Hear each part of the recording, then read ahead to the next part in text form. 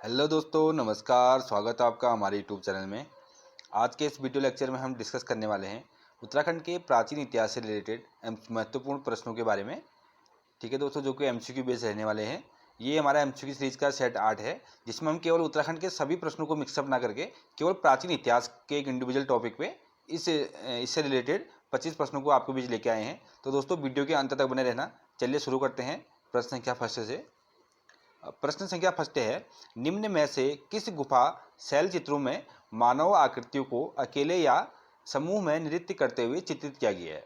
ठीक है, तो दोस्तों जो लाखू उडियार है, लाखू उडियार में मानव आकृतियों को अकेले और समूह में नृत्य करते हुए दिखाया गया है। अगर इसकी लोकेशन की बात करें तो ये है बाड़ेछिना नामक जगह में, बाड़ेछिना नामक जगह जो कि अल्मोड़ा जिले में पड़ता है। ठीक है, अल्मोड़ा जिले में पड़ता है ये जो लाखू उडियार गुफा है। अगर इसकी खोज की बात करें तो इस गुफा की खोज 1963 में 1963 में श्री MP जोशी जी द्वारा इस गुफा की खोज की गई थी।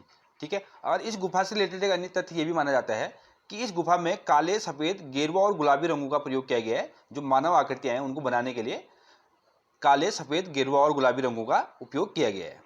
ठीक है, क्योंकि परीक्षा में पूछ सकता है कि जो कौन सी ऐसी गुफा है जिस गुफा में काले, सफ़ेद, गेरुआ, गुलाबी रंगों का प्रयोग किया गया है मानव आकृति को बनाने के लिए। तो हमारा करेक्ट आंसर क्या हो जाएगा? लाखू उडियार। प्रश्न संख्या 2 की बात करते हैं। उत्तराखंड के विभिन्न स्थलों में से प्राप्त प्रागैतिहासिक स्रोत निम्न में से कौन से हैं? शैलचित्र एवं गुफा, मृत भांड एवं कंकाल, पाषाण एवं धातु उपकरण। तो उपरोक्त तो सभी दोस्तों करेक्ट आंसर हो जाएगा ऑप्शन डी। शैलचित्र एवं गुफा मतलब कि शैलचित्र जो पुराने चित्र होते हैं और गुफाएं, ये चीज़ें मिली थी। प्लस मृत भांड मतलब जो मिट्टी से बने बर्तन होते हैं, और कंकाल, जो कंकाल तंत्र, जो पुराने कंकाल मिलते हैं, और पाषाण युग के जो धातु उपकरण होते हैं वो उपकरण इसमें मिले थे। तो उपरोक्त तो सभी इसका करेक्ट आंसर हो जाएगा। ठीक है, अगला प्रश्न है, लोथाप गुफा शैलचित्र उत्तराखंड के किस जिले में स्थित है? दोस्तों करेक्ट आंसर होगा ऑप्शन सी, अल्मोड़ा। जो लोथाप गुफा है ये शैलचित्र जो है अल्मोड़ा जिले में, ये लोथाप गुफा भी कहाँ है? अल्मोड़ा जिले में स्थित है। जो कि लाल रंग के इसमें जो है शैलचित्र मिले थे।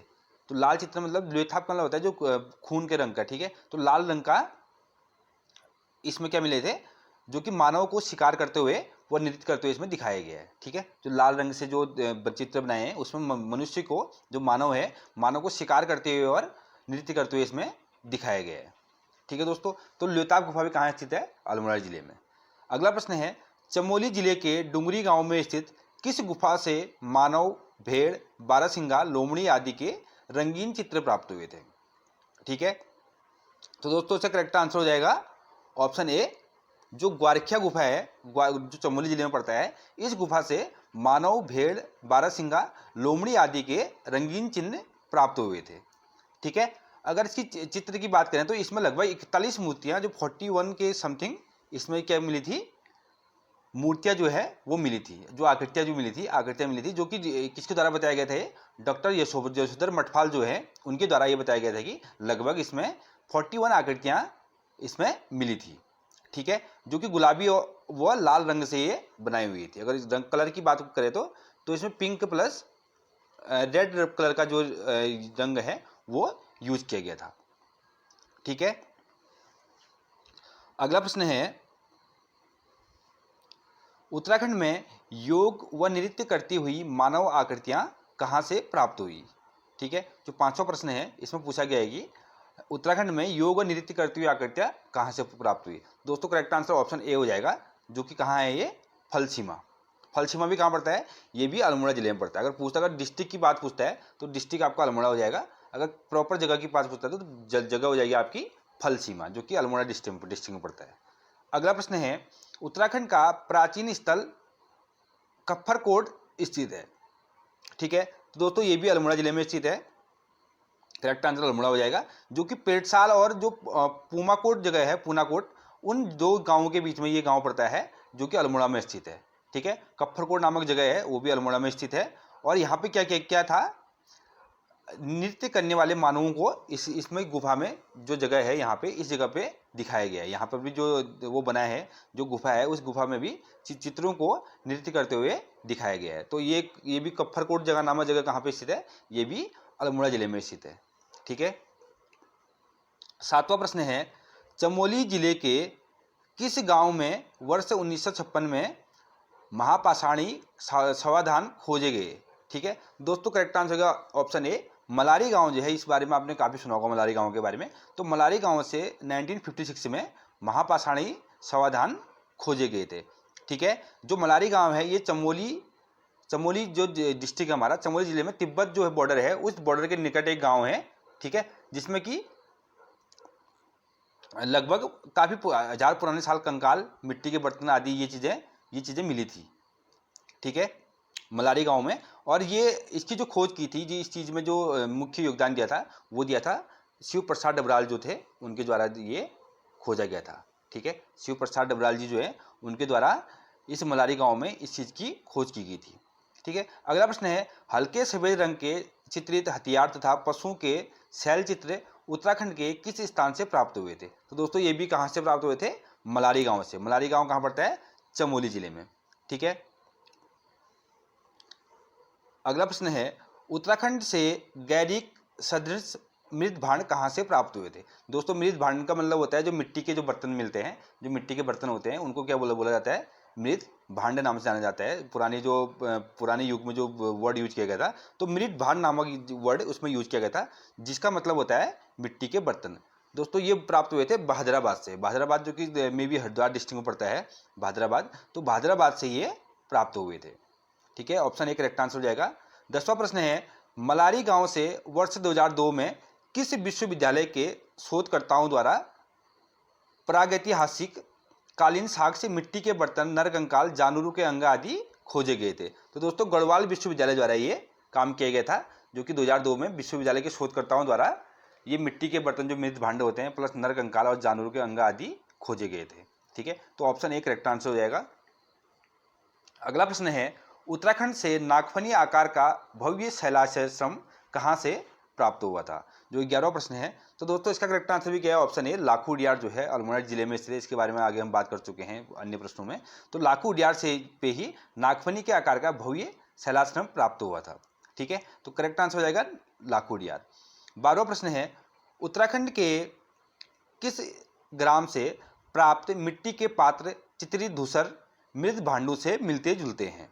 ठीक है, तो दोस्तों जो मृत भांड जिससे मिलते जुलते जो वो हैं, ये किस गांव से प्राप्त हुए थे? ये प्रश्न पूछा गया है। तो करेक्ट आंसर हो जाएगा ऑप्शन सी, जो सानला बसेड़ी गांव है, इस गांव से मिट्टी के बर्तन एवं ये जो थे ये प्राप्त हुए थे। ठीक है, तो चित्रित धूसर जो मृत भांड होता है, इसका मतलब होता है कि जो मिट्टी के बर्तनों की एक परंपरा होती है। ठीक है, मिट्टी के बर्तनों की परंपरा, जिसमें क्या होता है स्लेटी रंग और काले रंग के डिजाइन बनाए जाते हैं, मतलब बने होते हैं, जो इसलिए इनको क्या बोला जाता है? चित्रित धूसर मृत भांडों के नाम से जाना जाता है। जैसे मिट्टी के बर्तनों में स्लेटी एवं ब्लैक रंग से लगभग उसके बाहरों से आकृतियां बनाई जाती है, या उस कलर का यूज इसमें किया जाता है। ठीक है, तो ये सानड़ा बसेड़ी जो गांव है उस गांव से प्राप्त हुए थे। ठीक है, अगला प्रश्न है, कटारमल का प्रसिद्ध मंदिर निम्न में से किस देवता का है? तो दोस्तों ये एक प्रश्न इसमें मंदिर से पूछा गया है कि कटारमल का प्रसिद्ध जो मंदिर है वह किस देवता से संबंधित है? तो ये दोस्तों सूर्य देवता से संबंधित है। ठीक है, कटारमल जो सूर्य देवता मंदिर है ये अल्मोड़ा जिले में स्थित है। ठीक, इसे बड़ आदित्य सूर्य मंदिर के नाम से भी जाना जाता है। ठीक है, बड़ आदित्य सूर्य मंदिर के नाम से भी इसको जाना जाता है। ठीक है, बड़ आदित्य सूर्य मंदिर, जो कटारमल का सूर्य मंदिर है, अल्मोड़ा जिले में स्थित है।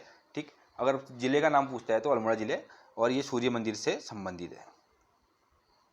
अगला प्रश्न है, उत्तराखंड के किस क्षेत्र से ताम्र मानव आकृतियां प्राप्त हुई है? तो दोस्तों जो ताम्र मानव आकृतियां हैं वो किस स्थान से प्राप्त हुई थी पूछ रहा है।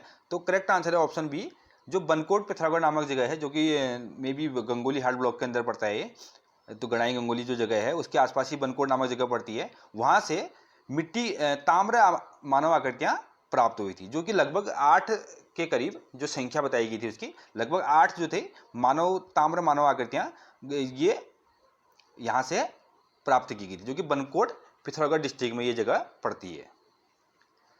15वां प्रश्न है, उत्तराखंड राज्य का प्रथम उल्लेख निम्न में से किस पौराणिक ग्रंथ में मिलता है? तो दोस्तों इसके बारे में आप सभी को पता होगा, जो ऋग्वेद ग्रंथ है हमारा, उस ग्रंथ में उत्तराखंड के प्रथम उल्लेख के बारे में इसमें पता चलता है। जो वेद है 4 वेदों में से, उस ऋग्वेद में ये चीजें पता चलती हैं।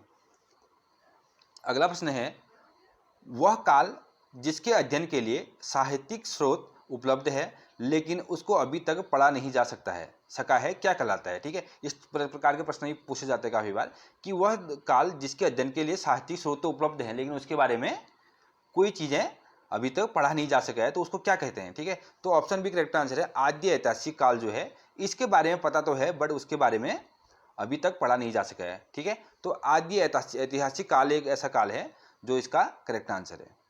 अगला प्रश्न है उत्तराखंड के लिए उदरकुरु शब्द का प्रयोग किस ब्राह्मण ग्रंथ में किया गया है। ठीक है, तो दोस्तों ऑप्शन ए करेक्ट आंसर है। जो ऐत्रेय ब्राह्मण जो ग्रंथ है उसमें ये चीजें बताई गई है कि जो शब्द का प्रयोग किया गया है वो ऐत्रेय ब्राह्मण जो ग्रंथ है उसमें किया गया है। 18वां प्रश्न है उत्तराखंड के वेदों के अतिरिक्त अन्य धार्मिक ग्रंथों में किस नाम से जाना गया है उत्तराखंड को वेदों के अलावा अन्य धार्मिक ग्रंथों में किस नाम से जाना गया है। तो दोस्तों पुण्य भूमि, पवित्र भूमि और ऋषि भूमि, ये सभी नाम से अलग अलग जो ग्रंथ है या अलग अलग जो धार्मिक ग्रंथ है उनमें उत्तराखंड को इन नामों से जाना गया है। ठीक है, ऋषि भूमि, पुण्य भूमि और पवित्र भूमि और पूर्ण भूमि जो भी है ये चीजें इसमें उत्तराखंड को इन नामों से भी जाना गया है। तो ऑप्शन डी करेक्ट आंसर है इसका। अगला प्रश्न है बौद्ध साहित्य पाली भाषा के ग्रंथों में उत्तराखंड के लिए किस शब्द का प्रयोग किया गया है। जो बौद्ध साहित्य है पाली भाषा के नाम से जाना है जिसमें भगवान बुद्ध के उपदेशों का संग्रह जो है वो किस भाषा में लिखा गया है वो सारा पाली भाषा में स्थित है। ठीक है, तो बौद्ध साहित्य का क्या है ये पाली भाषा जो है उस ग्रंथ में उत्तराखंड को किस शब्द से संबोधित किया गया है या किस शब्द का प्रयोग किया गया है। तो दोस्तों हिमवंत नाम से उत्तराखंड को उसमें संबोधित किया गया है। परीक्षा में पूछ सकता है कि हिमवंत नाम से उत्तराखंड को किस भाषा में या किस साहित्य में संबोधित किया गया। तो हमारा करेक्ट आंसर क्या हो जाना चाहिए, अगर पाली भाषा या इस टाइप का कोई ऑप्शन रहेगा तो पाली उत्तर रहेगा हमारा। अगर बौद्ध साहित्य ऑप्शन रहेगा तो बौद्ध साहित्य हमारा करेक्ट आंसर हो जाएगा। ठीक है, अगला प्रश्न है पुराणों में उत्तरकाशी के लिए किस शब्द का प्रयोग किया गया है। तो दोस्तों बाड़ाहाट नाम से पहले उत्तरकाशी को जाना जाता था। तो करेक्ट आंसर हो जाएगा ऑप्शन सी बाड़ाहाट। 21वां प्रश्न है वैदिक कालीन उत्तराखंड में किस जन का शासन था। ठीक है, जो दोस्तों जो त्रिशु जो थे इनका शासन था वैदिक कालीन उत्तराखंड में। ठीक है, तो त्रिशु नाम था। त्रिशु आर्य समाज के लोगों की एक क्या है उपशाखा थी। ठीक है, ऋग्वेद में इनका उल्लेख मिलता है वैसे। ठीक है, ऋग्वेद में इनका उल्लेख मिलता है, ऋग्वेद में मिलता है इनका उल्लेख, जो कि त्रिशु क्या थे आर्य समाज के लोगों की एक उपशाखा थी। ठीक है, तो करेक्ट आंसर हो जाएगा त्रिशु। 22वां प्रश्न है महाभारत के किस पर्व में गंगा द्वार हरिद्वार से मृगतुंग की यात्रा का वर्णन मिलता है। तो दोस्तों करेक्ट आंसर होगा ऑप्शन ए वन पर्व में जो हरिद्वार से जो मृगतुंग है तक की यात्रा का वर्णन इसमें किया गया, जो कि महाभारत के समय का जो है ये वर्णन इसमें मिलता है वन पर्व में। ठीक है, अगला प्रश्न है निम्न में से किसे गढ़वाल क्षेत्र का प्रवेश द्वार कहा जाता है। तो दोस्तों कोटद्वार को गढ़वाल का प्रवेश द्वार कहा जाता है। अगर कुमाऊं की बात करें तो कुमाऊं का प्रवेश द्वार काठगोदाम को कहा जाता है। ठीक है, काठगोदाम जो जगह है उसको कुमाऊं का प्रवेश द्वार कहा जाता है और कोटद्वार को गढ़वाल का प्रवेश द्वार कहा जाता है। अगला प्रश्न है स्कंद पुराण में गढ़वाल क्षेत्र का वर्णन किस खंड के अंतर्गत आता है। तो दोस्तों केदार खंड में स्कंद पुराण गढ़वाल क्षेत्र के जो केदार खंड है केदार खंड का वर्णन स्कंद पुराण में मिलता है। ठीक है, तो करेक्ट आंसर हो जाएगा ऑप्शन ए केदार खंड। दोस्तों आज का अंतिम प्रश्न है 25वां प्रश्न है गढ़वाल क्षेत्र में किस स्थान पर वशिष्ठ गुफा, वशिष्ठ कुंड व वशिष्ठाश्रम स्थित है। तो दोस्तों यहाँ से 3 प्रश्न ही बन सकते हैं और केवल एक प्रश्न ही बन सकता है परीक्षा में। तो इसका करेक्ट आंसर हो जाएगा ऑप्शन ए जो विशोन पर्वत है इसके पास में इस स्थान पर इन तीनों का वर्णन मिलता है। जो वशिष्ठ गुफा है, वशिष्ठ कुंड और वशिष्ठाश्रम है, इन सभी का विशोन पर्वत के पास इनका ये स्थित है। ठीक है, और जो कि टिहरी जिले में स्थित है, टिहरी जिले में स्थित है ये, टिहरी जिले में, और ये हरिद्वार ऋषिकेश मार्ग पर ये सारा स्थित है। ठीक है, करेक्ट आंसर क्या हो जाएगा ऑप्शन ए विशोन पर्वत जो कि टिहरी जिले में स्थित है। ठीक है, तो दोस्तों ये थे आज के कुछ प्रश्न जो कि उत्तराखंड के प्राचीन इतिहास से संबंधित थे और इससे काफ़ी परीक्षा में प्रश्न पूछे जाते हैं उत्तराखंड के प्राचीन इतिहास से रिलेटेड। ठीक है, तो दोस्तों मिलते हैं अगली वीडियो में, तब तक के लिए आप वीडियो को पूरा देखें, लाइक करें, कमेंट करें, शेयर करें। अगर आपने चैनल को सब्सक्राइब नहीं किया तो चैनल को सब्सक्राइब करें। और अधिक से अधिक अपने दोस्तों तक वीडियो को शेयर करें। ठीक है दोस्तों, मिलते हैं अगले वीडियो में, तब तक के लिए बाय, थैंक यू।